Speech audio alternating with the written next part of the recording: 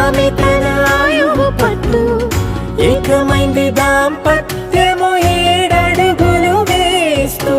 నాలో సగం నీవంటూ నీలో సగం నేనంటూ జనుమలు జతపడువలపుగ ఇరు మనసులకొక తలపుగ కలగలిసిన ఒక తను.